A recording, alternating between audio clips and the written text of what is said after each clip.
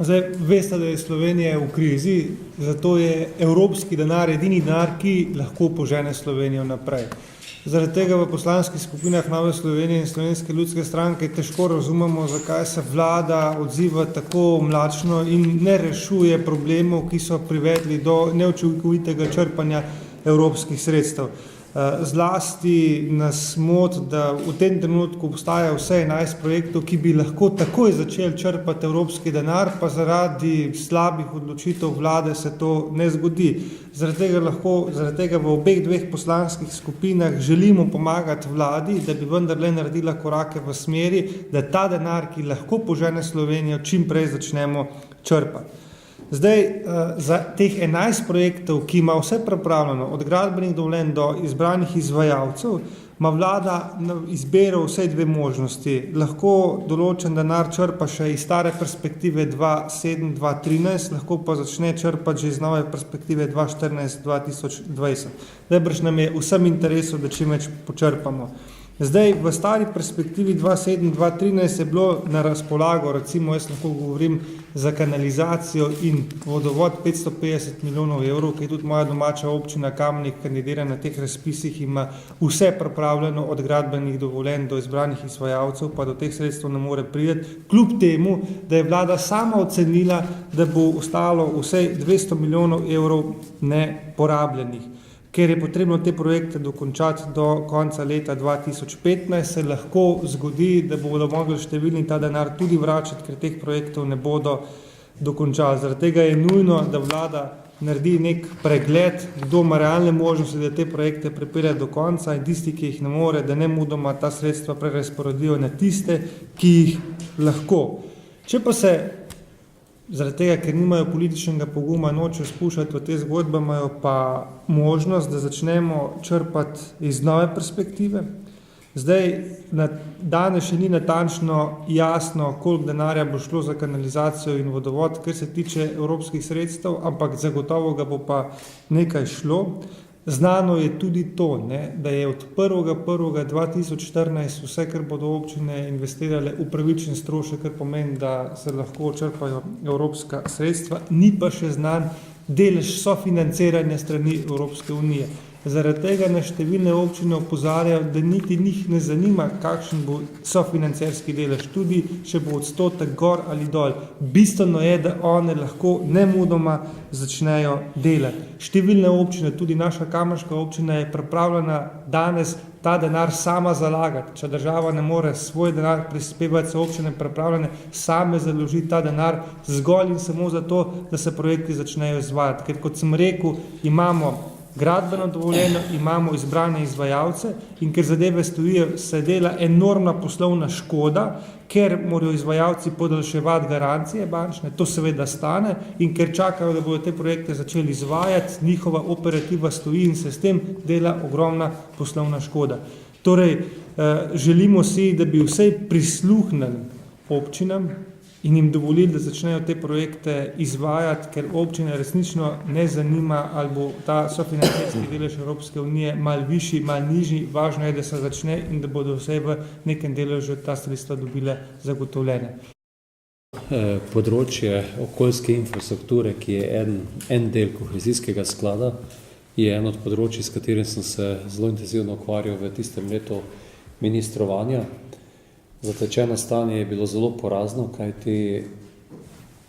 skoraj za ves razpoložljiv denar 550 milijonov, ki je namenjen za vodooskrbo, odpadne vode, poplavno varnost ter tudi za urejanje komunalnih odpadkov, je bil z odločbami razdeljen. V sklopu teh projektov pa je bila cela vrsta na nek način spečih projektov, ki se v letih vse od 2008-2009, ko so bile podeljene odločbe, niso sprocesirali. Ko sem to opazil, sem videl takoj, da je znotraj bivšega okoljskega ministrstva, takrat skupnega ministrstva za kmetijstvo in okolje, skupina ljudi, ki je po mojem prepričanju skupaj z projektanti in pa tudi z inženiring hišami praktično mimo ministra določila, kateri projekti se bodo izvajali, kateri pa ne. In takrat je, kot je že kolega Tonin dejal, obstajala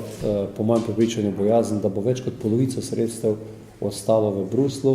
kjer je bila cela vrsta projektov blokiranih. Z magistrom Žerjavom, ki je takrat kot gospodarski minister vodil to področje črpanja kohezije skupaj z državno sekretarko Moniko Kirpiš, smo v nekaj mesecih uspeli prepričati Ministrstvo za finance, tu je tudi predsednik vlade stopil na najno stran, da smo določili tako imenovan overcommitment za 180 milijonov dodatnih pravic, s čimer smo sprostili to področje do te mere, da se lahko cela vrsta projektov, ki so bili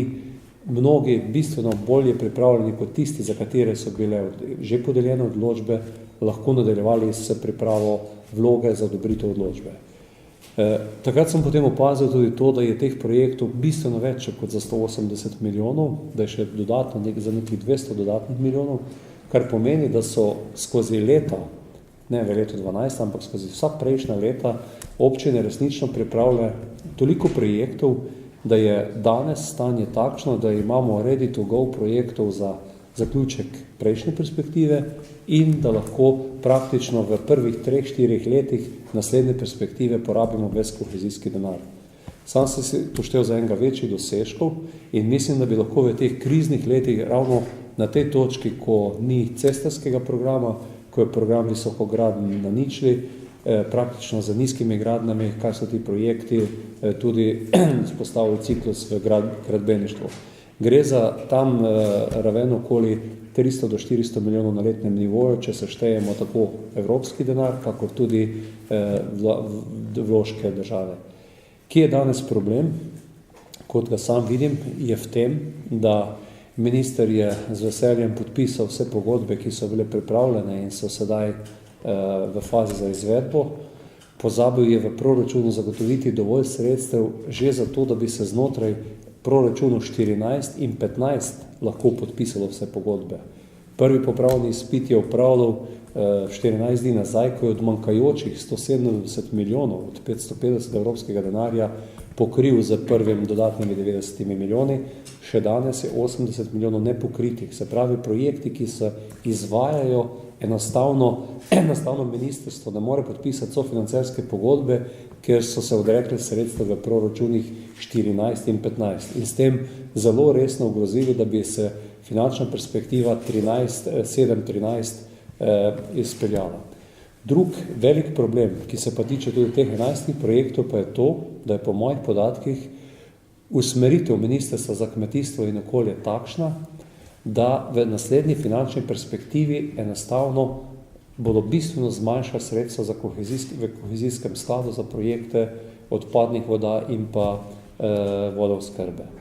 Gre za velik problem, te projekte bo v vsakem primeru potrebno narediti, predvsem tiste z področja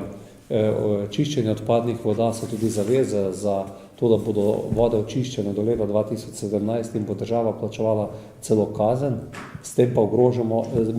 mi pa zdaj po tej politiki, ko vlada vodi, pa ogrožamo črpanje teh sredstev. In na tej točki mislim, da gre za konceptualni tudi razkorak med obstoječo vlado in pa vlado in pa koalicijo, katere del smo bili tudi mi, ki očitno želi ta sredstva močno centralizirati, za razliko od tega, da bi se pač zgradila ta nujna okoljska infrastruktura. Drug velik problem, v katerega sedaj vlada ne želi zagrizniti, je to, da ne pogleda kohezijskega sklada v celoti, poleg okoljskega dela 550 milijonov tudi prometni del in pa energetska učinkovitost in predvsem na prometnem delu, železničarskem programu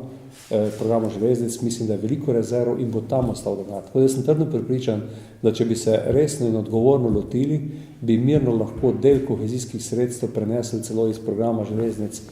ki po mojem prepričanju ne bo izveden, na program okoljske infrastrukture in bi to, kar je zdaj rečeno na strani kolega Mateja, teh 11 projektov sfinancirali ali v celoti, ali pa fazno v tej finančni perspektivi ali v naslednji. Mislim, da je to več kot nujen razlog za to, da skličemo to nujno sejo odbora za kmetijstvo in okolje, ker bomo hkrati razčistili to, kaj je sedaj na mizi, kaj lahko delamo in v tem trenutku razčistili tudi okoli usmeritve vlade in pa Ministrstva za kmetijstvo in okolje glede črpanja kohezijskega sklada prerazporeditev prioritet znotraj kohezijskega sklada, predvsem pa tudi na pogled